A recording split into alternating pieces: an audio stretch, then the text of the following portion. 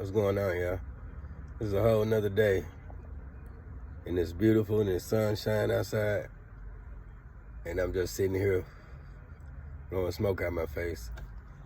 Thinking about King Von. Thinking about my boy M03. And of course thinking about Dolph. And those are just the high profile. Every time a black boy dies, black man dies, black woman dies, black baby dies, black grandmother dies, I feel some type of way. And I'm just talking about black people right now on purpose. I'm just sharing this because I believe I actually one of the ones I don't mind saying I believe in God and Jesus and the Holy Spirit. And I hope you respect that, like I respect what you believe in. And it's because I believe in that, and I believe in that not just any kind of way, not just half-assed. I mean, I actually read all the other literature. I could have, Muslims got some good thing. Everybody got something that my natural, like some kind of provision. Why would I be this? Why would I be that? There's always something. There's always one reason. But I don't think, I think they call that religion. And I don't believe in but one God. But my common sense tells me every faction that has been cut and carved out of the same word. I'd be like, I stopped convicting myself and accepted the fact that I'm not perfect, nor will I ever be until I can. And that's gonna take a new body and a new spirit, new mind. On this earth, all we can be is the best that we can be. And some of y'all might be like, well, if we were born not perfect, why try? Well, it just so happens that when you ask yourself that question, why try? If you know you can't be, you're missing the part, this earth, this world. It's gonna be a new one where you will be. So why try to go get eternal life? Why are you tired of this shit right now? Why? That's why. I mean, do anybody find it kind of normal to be uncomfortable, to never have no peace, to always, every time you open your eyes and everything that you can see in front of you makes you feel some type of way? Every noise that you hear, every conversation that's around you, the weather, the light, the dark, the smell, everything makes you feel some type of way. Makes you think of something. Most of it is unpleasant. And we gonna live to be less than 100, to die, to not be here, and that's what we scared of. We scared to sleep. I'm not scared of sleep. I embrace sleep, because when you think of death, that has no power yet. Nobody has died yet. I ain't gonna tell the pastors to come out and vouch for me,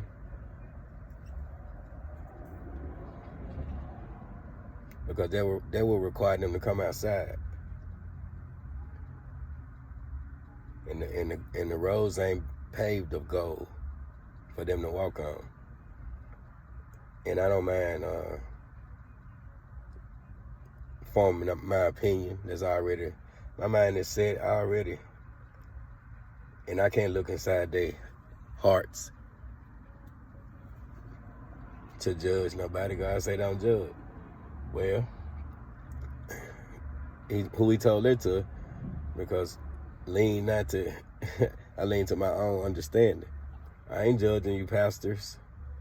I'm just saying, when you not called to lead, you're not ordained. So when they say don't call me a fool, they was right. If you ain't ordained, you can't self-ordain yourself, and you don't have to be ordained. You want some money? You want some money? I guess I was finna tell you to hustle for it, but you're already doing it, ain't you? How does the pastor mimic a pimp and let the government back him and tell him you can get all the money you want? You just got to sign this here paperwork and do what we say, or do what we don't want you to do. We say stay in the house and get the people. Nobody comes out the building. We say we don't want you to go over there and make no peace over there. Don't go over there. We say go over there and make sure you make peace with both sides. He gone. Why is that? Signing a piece of paper. What is the paper? 501c3. On the 501c3, for anybody that don't believe in organized religion, okay. Well, on the 501c3, in order for you to be granted, you have to put down what you need a tax break from. Religious organization. Exactly what they have to write. It's because of them two words that they know exactly what they signing for. You're not, the church is the people. Religious organization is what backwards? Organized religion. You got 12 minutes. Next time anybody y'all go to Sunday church, and I ain't knocking nobody. Half of my folks, well, see, down there, most of them go Sunday church. But if you even turn on a show, you're going to see something like this. The reason why they call it organized religion. The pastor, the reverend, him or her, 12 minutes. 12 minutes per sermon. You got 12 minutes. Watch the clock. Here comes the choir after 12 minutes. Choir finished, 2 more 12 minutes sets.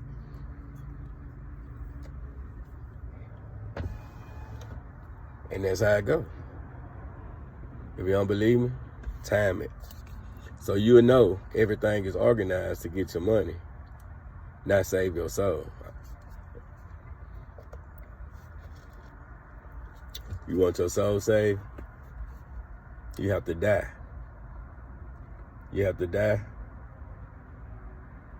And you have to be born again. I would advise people to die, to want to die. Die of your old self. Nothing you have done in your life has given you peace without God and Jesus. It's all faith. And when I tell you it works, it doesn't make you perfect. It leads you, it guides you. You might stumble when you're supposed to fail. You might yourself be looking towards the right while you're walking. Yet something fall out the tree and make you move out the way just in time. Somebody's walking with you. You're not going to be able to see it unless you embrace what I'm saying. Because had I believed with my own understanding and not judge the pastors, which I didn't. But everybody don't, everybody don't talk like that. So when you change your voice, you putting on the show. But when everybody across the board talk, nobody, now one of them talk like that. Even if you're singing or raising your voice. You was whooping your kids' ass with passion. Everybody don't sound the same. So you can call me a fool. You can say I'm out of line. And I'm going to say nothing. I say, okay. You won't see me in your Sunday church because I don't have to go to people. Say, let's go to church. It's like saying, let's go to people. Because the church is not a building with high price electronics in it. Nobody cares about them two movie theater screens in there to look at yourself and the camera system in there. You're not filming a celebration of God. You're scanning the room to make sure everybody's there. Them little envelopes. Why you think they went from throw your money in the bag? I mean, I wouldn't want to put no envelopes in the way to open them up. That's extra work. No, all cash, it don't matter. I ain't fit open up. Why would I give myself extra work? Oh, it's something on them envelopes.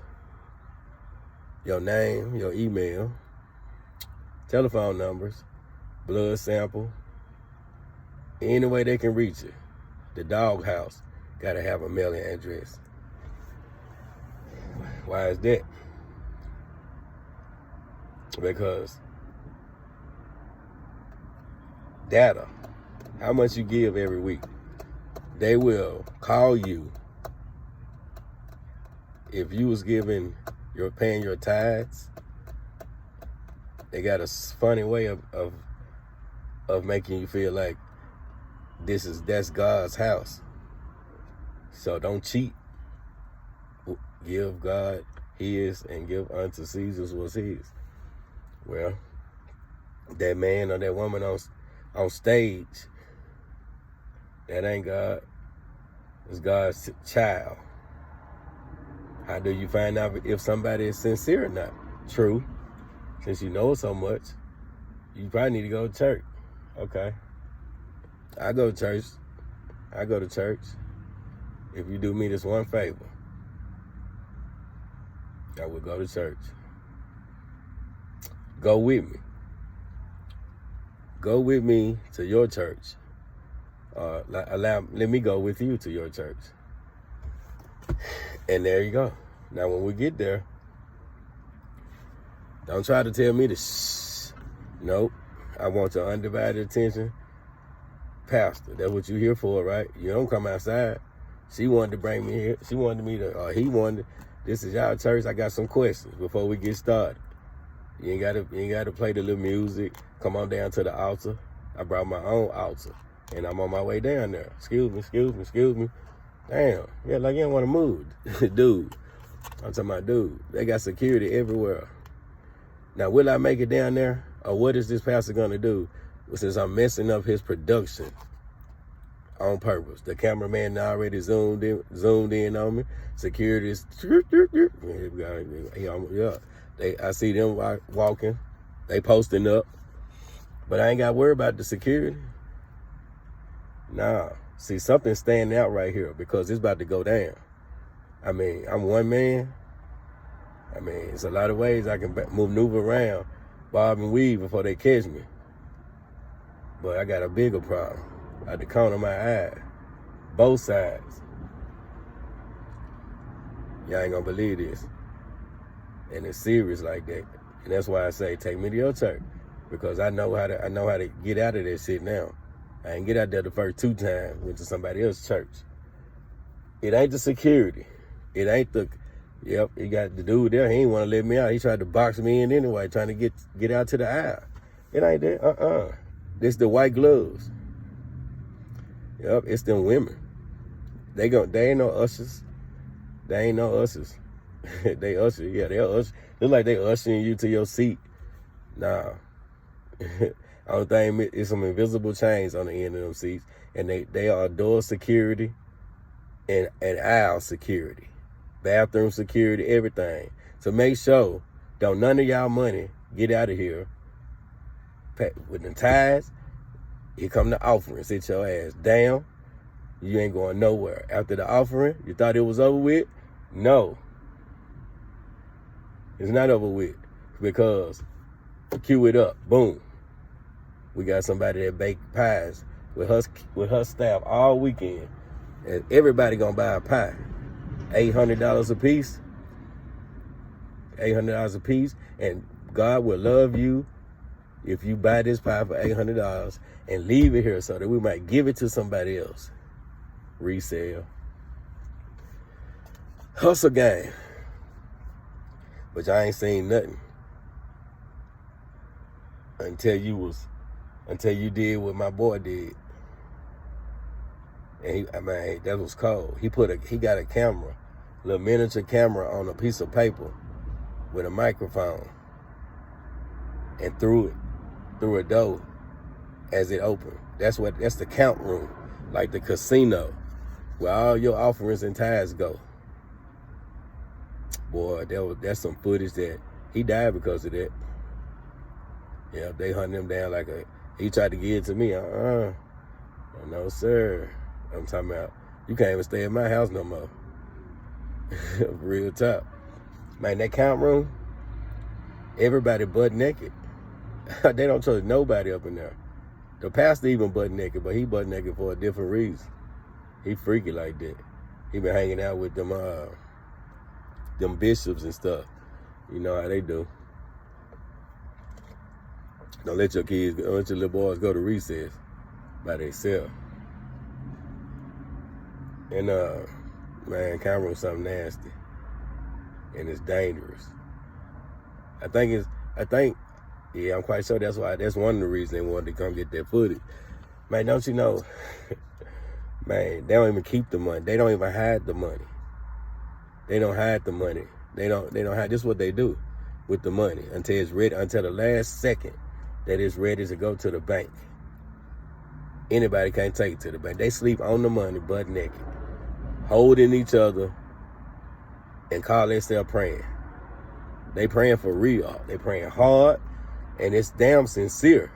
I mean, I almost felt. I mean, when I say I ain't want to watch, I almost felt guilty, because I can tell that they was seriously praying that their money get to their bank on time. Nobody don't have nobody. The wind don't blow. They were praying their ass off. Not $1 leave. And I said, boy, you have changed. See, something good came out of that, all of that. Oh, yeah, I bet y'all want to know how I got out of there.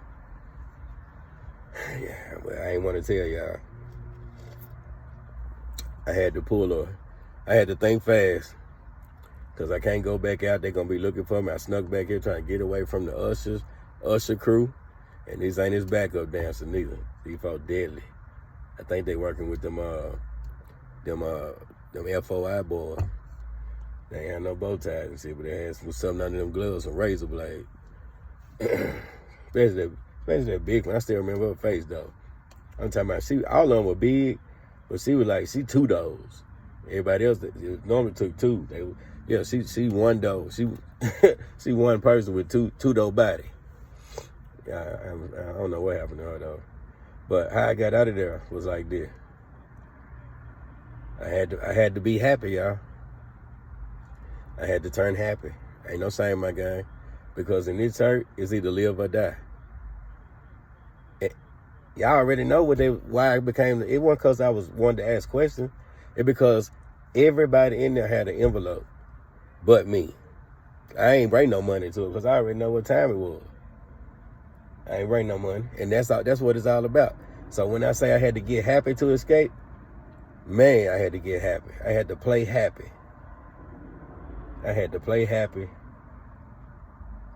And it's embarrassing. I had to do what I had to do because I wanted to go home. I did not want to be in captivity, to be led out by fake ass Moses. And I had to play happy with number two. Y'all know who number 2 is. I mean, pimping pastor. Man, he ain't gonna stay there for long. He hustled to get out. Y'all know who he is. Who gonna take the pastor's place?